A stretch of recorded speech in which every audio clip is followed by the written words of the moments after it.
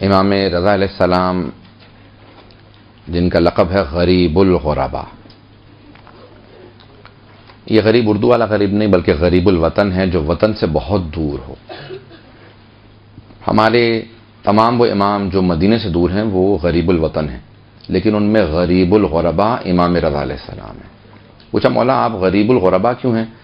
کہا میرے جد علی بن ابی طالب کے پاس جناب آدم و نوح ہیں، حسین کے پاس علی اکبر ہیں، عباس ہیں، قاسم ہیں، سب موجود ہیں۔ کہا میرے بابا کے پاس میرا بیٹا موجود ہوگا، امام موسیٰ کے پاس امام محمد تقی ہیں، امام علی نقی کے پاس امام حسن عسکری۔ کہا لیکن میرے پاس نہ میرا کوئی بھائی ہے نہ بہن ہے، میں بالکل تنہا تنہا ہوں، میں بالکل اکیلا ہوں، میرے پاس کوئی نہیں، میں غریب الغربا ہوں۔ جب دیبل خزائی نے مرثیہ لکھا نا سارے اہل بیت کا، تو امام سے کہا مولا میں نے مرثیہ لکھا ہے۔ امام نے کہا میں کچھ شعر اضافہ کر دوں؟ کہا مولا آپ میرے مرثیے میں شعر کا اضافہ کریں گے؟ کہا ہاں۔ کہا فرمائیے۔ کہا وَقَبْرٌ بِطُوسٍ يَا لَهَا مِن مُصِيبَةٍ، کہا ایک طوس میں قبر ہے جس کی مصائب بہت زیادہ ہیں۔ کہا مولا طوس میں کس کی قبر ہے؟ کہا یہ میری قبر بنے گی۔ کہا مولا آپ کی قبر طوس میں بنے گی؟ کہا ہاں۔ کہا مولا پھر آپ غریب الغربا کیوں ہیں؟ کہا کوئی میرے پاس نہیں ہوگا، میں بہت دیر تک تنہا رہوں گا، میری ساری بہنیں میرے بھائی راستے میں شہید کر دیے جائیں گے۔ آپ نے دیکھا بہنوں کو بھائیوں سے بڑی محبت ہوتی ہے۔ جناب زینب کبریٰ نے سنا نا کہ امام حسین کربلا جا رہے ہیں، کہ بھیا میں آپ کے ساتھ جاؤں گی۔ جب آئی نا جناب عبداللہ ابن جعفر طیار کے پاس، کہا عبداللہ میرا بھائی حسین کربلا جا رہا ہے، مجھے اجازت دے دو، میں جانا چاہتی ہوں۔ کہا زینب میں روکوں گا نہیں، لیکن میں بہت بیمار ہوں، مجھے تمہارے سہارے کی ضرورت ہے۔ تو جناب زینب نے ایک جملہ کہا عبداللہ اگر آپ روکیں گے نا تو میں کربلا نہیں جاؤں گی، میں رک جاؤں گی، لیکن عبداللہ یاد رکھیے گا میں بھائی کے بغیر زندہ نہیں رہ سکوں گی، میں مر جاؤں گی، میں حسین کے بغیر زندہ نہیں رہ سکتی، میں مر جاؤں گی۔ راوی کہتے ہیں سب علماء نے لکھا ہے کہ جناب زینب جو ہر روز امام حسین کو دیکھتی تھی، جب میدان کربلا سے بی بی چلی نا تو کہا کہ بھیا میں آپ کے لاشوں کو چھوڑ کے جا رہی ہوں، میں آپ کے بغیر جی نہیں سکوں گی۔ لیکن روایت کے الفاظ ہیں کہ بی بی نے ایک مرتبہ بھی کبھی سر اٹھا کے امام حسین کے سر کو نہیں دیکھا، جو نیزے پہ بلند تھا نا کبھی سر کو اٹھا کے دیکھتی نہیں تھی۔ جب کسی نے پوچھا آپ سر اٹھا کے دیکھتی کیوں نہیں ہیں آپ امام حسین کے بغیر زندہ نہیں نہ رہ سکتی، تو سر کو دیکھ لیا کریں۔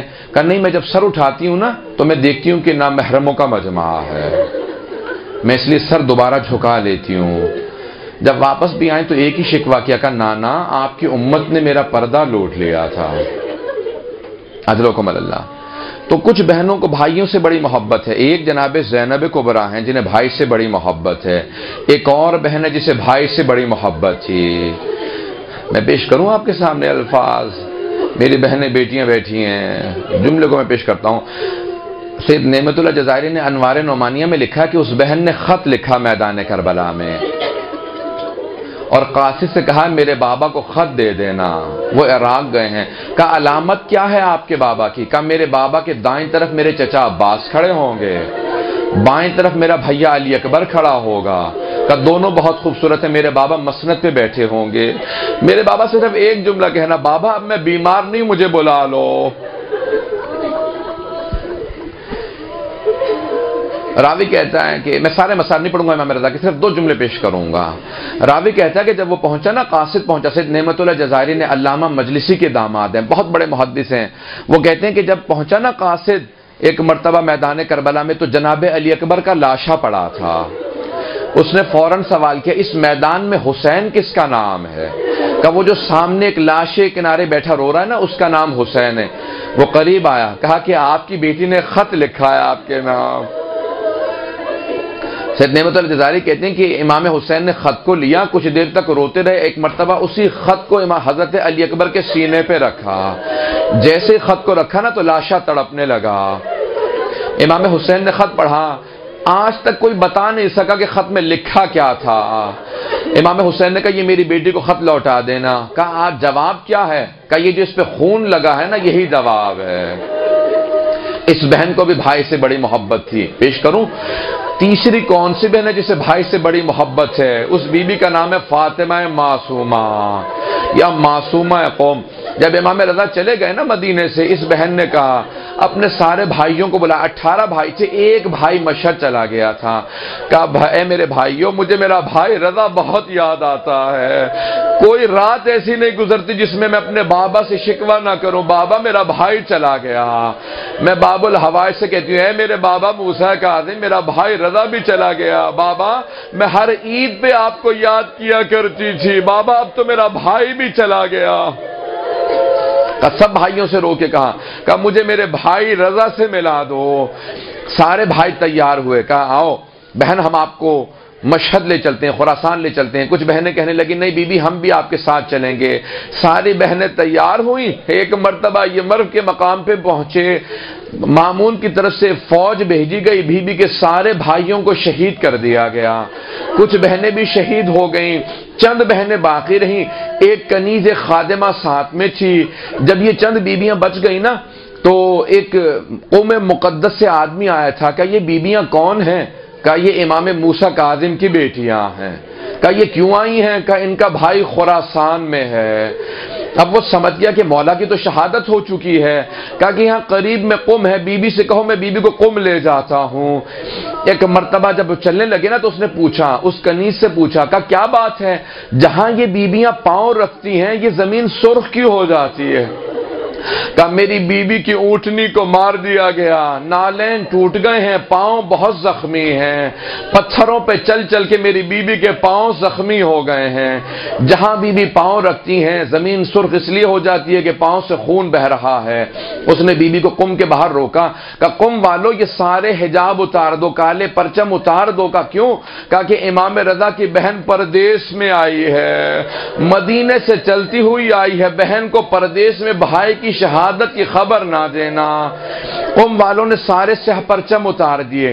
آج بھی بی بی کے حرم کے قریب جب جائیں گے نا، ایک گھر ہے اسے بیت النور کہا جاتا ہے، وہاں بی بی اپنی عبادت کر رہی تھی محراب میں، اچانک بی بی کے کانوں میں آواز گئی، کوئی خاتون کہہ رہی تھی ہائے مولا رضا مارا گیا، ہائے مولا کو زہر دے دیا گیا۔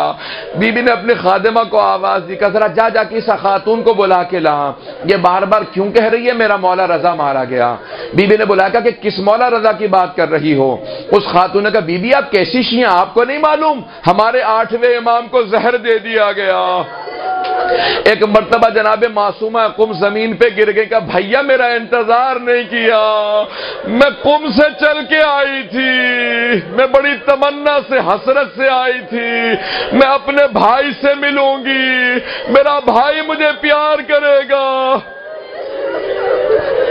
اجرکم اللہ۔ بس میں 2 جملے پیش کروں گا، مجھے معاف کیجیے گا اگر میں سخت جملے پڑھ دوں۔ وہاں امام رضا مشہد میں تڑپ رہے تھے، کہ خواجہ ابا سل سے، کہ خواجہ تم مجھے غسل و کفن نہ دینا۔ کہ مولا کون غسل و کفن دے گا؟ کہ میرا بیٹا محمد تقی مدینے سے آئے گا، جب وہ آئے گا نا اسے ایک جملہ کہنا، آپ کے بابا نے بڑا شدت سے انتظار کیا، وہ چاہتے تھے ان کا جب دم نکلے ان کا سر آپ کے زانوں پہ ہو، ہر باپ کی حسرت ہوتی ہے میں اپنے بیٹے کے دامن پہ دم دوں۔ غریب الغرباء امام رضا، ایک مرتبہ امام نے کہا کہ مجھے زہر دے دیا گیا، جب تسبیح کی آواز بند ہو جائے سمجھ لینا میری شہادت ہو گئی۔ اتنے میں تسبیح کی آواز بند ہوئی، خواجہ ابا سلط بھی رو رہے تھے، دیکھا کہ اچانک کوئی جوان حجرے میں آیا، کہ آپ کون ہیں؟ میں نے سارے دروازے بند کر رکھے، آپ اندر کیسے آ گئے؟ کہا کہ اے خواجہ ابا سلط، وہ خدا جو مجھے مدینے سے خراسان لا سکتا ہے وہ مجھے گھر میں بھی لا سکتا ہے۔ کہ آپ کون ہیں؟ کہ میں محمد تقی اپنے بابا کو غسل دینے آیا ہوں۔ امام محمد تقی حجرے میں گئے، کہا کہ مولا میں پانی لاؤں؟ کہ نہیں، حوض کوثر سے پانی آئے گا، جنت سے حنوط کا کافور آئے گا، میرے بابا کے لیے جنت سے کپڑا آئے گا۔ خواجہ ہٹ جاؤ، معصوم کو صرف معصوم غسل دے سکتا ہے۔ لیکن ایک مرتبہ امام تڑپ کے رونے لگے، کہ ہائے میرے جد حسین، آپ کا لاشا تپتی ریت پہ پڑا رہا، 3 دن تک بے گور و کفن۔ ایک بیٹی بار بار رو کے کہتی تھی، او مسلمانوں یہ تمہارے نبی کے بیٹے نواسے کا جنازہ ہے، کوئی میرے بابا کو دفنا دو، میرے بابا کا لاشا تپتی ریت پہ پڑا ہے۔ اجرکم اللہ. آخر جملے کی میں زحمت دوں گا. جب 13 محرم کو امام سجاد آئے نا، وہاں سارے بنی اسد کے مرد کھڑے تھے. ان کی خواتین نے کہا تھا جب ہم پانی بھرنے گئے ہمیں کسی بی بی کے رونے کی آواز آ رہی تھی، اور مسلمانوں میں تمہارے نبی کی نہ بیٹی ہوں، میں نے چکیاں پیس کے پالا تھا. اجرکم اللہ. بس بھی 40 کے ایام میں امام سجاد پہنچے. جب پہنچ گئے 13 محرم کو تو ایک مرتبہ سارے بنی اسد پوچھنے لگے، کہا کہ آپ کون ہیں؟ کہا میں لاشیں دفنانے آیا ہوں. کہا سارے لاشوں کے سر قلم کر لیے گئے، ہمیں معلوم نہیں کون سا لاشا کس کا ہے.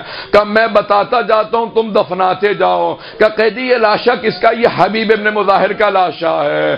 کہا یہ لاشا کس کا؟ کہا یہ میرے بھیا علی اکبر کا لاشا ہے. کہ قیدی ایک لاشا فرات کے کنارے پڑا ہے، کہ وہ میرے چچا عباس کا لاشا ہے، اسے وہیں دفنا دو. پھر کہا اے بنی اسد کے مردوں سب دور چلے جاؤ، میں اپنے بابا کو خود دفناؤں گا. کہ کیسے دفنائیں گے؟ کہ مجھے ایک چٹائی لا دو. ایک مرتبہ چٹائی کو امام نے زمین پہ بچھایا، ایک مرتبہ لاشے کو اسی چٹائی پہ رکھا. کہ سب ہٹ جاؤ. کہ آپ کیا کر رہے ہیں؟ کہ جب میرے بابا کے سینے پہ گھوڑوں کو دوڑایا گیا، لاشیں کے اعضاء جدا ہو گئے، میں اپنے بابا کے اعضاء کو جمع کروں گا، اس چٹائی پہ رکھوں گا. جب سارے اعضاء جمع کر لیے امام نے آواز دی، اے میرے جد رسول خدا، اے میرے دادا علی مرتضی، اے میرے چچا حسن مجتبی، میری مدد کرے میں لاشیں دفناؤں. الا لعنت اللہ علی القوم الظالمین. وَسَيَعْلَمُ الَّذِينَ ظَلَمُوا أَيَّ مُنقَلِبٍ يَنقَلِبُونَ. میں معذرت چاہوں گا، میں نے سب جملے کہے ہیں، لیکن میں ایک واسطہ دے کے دعا کروں گا. سب ہاتھوں کو بلند کر کے صرف ایک دعا کا جملہ. پروردگارا، واسطہ اس لحظے کا.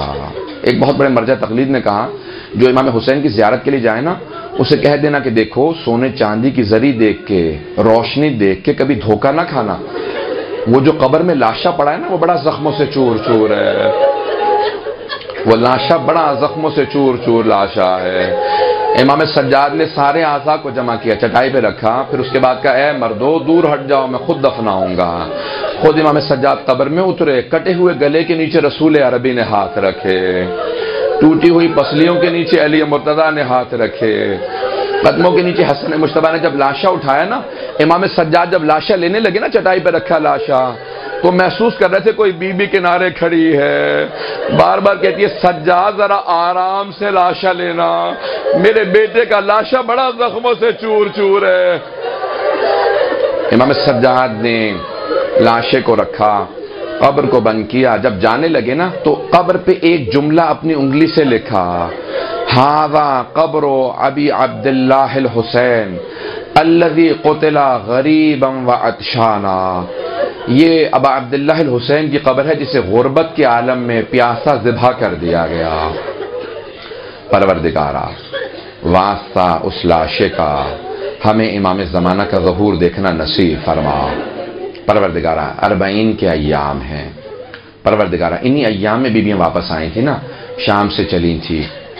بس بھئی آپ لوگ تو رونے کے بعد ابھی چپ ہو گئے نا. جب بی بی شام میں پہنچی نا تو جناب زینب بلند آواز سے رو رہی تھی. بار بار آواز ہے کہ ایک جملہ کہتی تھی، بھیا جب میں آپ سے ملنے آتی تھی آپ کھڑے ہو کے میرا استقبال کرتے تھے. بھیا میں بہت تھک کے آئی ہوں، میرے پاؤں بڑے زخمی ہیں. بھیا سب کچھ لٹ گیا، اب کچھ باقی نہیں رہا، مجھے سینے سے لگا لو.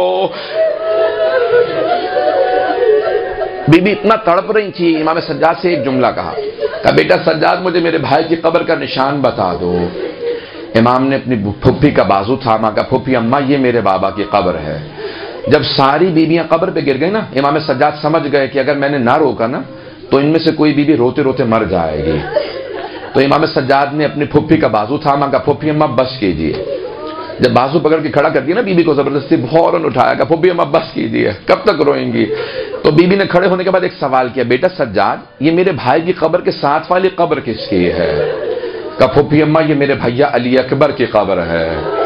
بی بی دوبارہ گر گئے، پھر رونے لگیں. پھر ایک ایک قبر پوچھتی جاتی تھی، امام سجاد بتاتے جاتے تھے. میں صرف ایک واسطہ باب الحوائج کا دے رہا ہوں، تمام حاجات یہاں پہ قبول کی جائیں گی، میرا وعدہ ہے آپ سے. جناب عباس کا صرف ایک واسطہ دے رہا ہوں. امام سجاد نے ساری قبریں بتا دی. جناب زینب نے ایک سوال کیا، بیٹا سجاد آپ نے ہر شہید کی قبر بتائی ہے لیکن میرے بھیا عباس کی قبر کا نشان نہیں بتایا. میرے بھیا عباس کی قبر کہاں؟ کہ پھوپھی اماں میرے ساتھ چلیں، میرے چچا کی قبر فرات کے کنارے ہے. جب بیویاں چلنے لگی نا تو جناب زینب نے ساری بیویوں کا راستہ روک لیا، دونوں ہاتھ سامنے پھیلا کے کھڑی ہو گئی کہ بیویوں میرے بھیا عباس کو سب کچھ بتا دینا. بتا دینا ہمیں شرابی کے دربار میں لے گئے تھے، بتا دینا ہمیں تازیانے مارے گئے تھے، بتا دینا ہماری چادریں لوٹی گئی تھی، لیکن بیویوں مت بتانا سکینہ شام میں رہ گئی. میرے بھائی کی غیرت برداشت نہیں کرے گی. پروردگارا واسطہ اس لحظے کا جب بیویاں جناب عباس کی لاشیں پہ رو رہی تھی، جناب عباس کی قبر پہ گریا کر رہی تھی. پروردگارا باب الحوائج کا واسطہ ہماری گنہگار آنکھوں کو امام زمانہ کی زیارت نصیب فرما. پروردگارا ہم سب کی عاقبت بخیر فرما، خلوص نیت سے دین کی خدمت کی توفیق عنایت فرما. ہم سب کو اخلاص کے ساتھ خدمت جناب سید الشہداء کی توفیق عنایت فرما. ہم جو مجالس پڑھیں، جو ذکر کریں، اپنی بارگاہ میں قبول و منظور فرما. ہم سب کی عاقبت بخیر فرما. پروردگارہ ہم سب کو اہل بیت علیہ السلام کی خوشنودی نصیب فرما.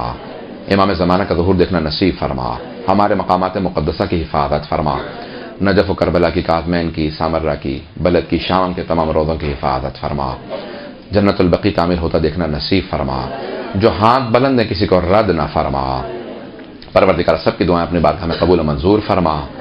پروردگار ہم سب کو زندگی میں امام حسین کی زیارت نصیب فرما، آخرت میں امام حسین کی شفاعت نصیب فرما.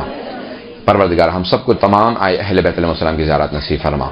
ربنا تقبل منا انك انت السميع العليم بحق محمد وآله الطيبين الطاهرين المعصومين برحمتك يا ارحم الراحمين وصلى الله على محمد وآله الطاهرين.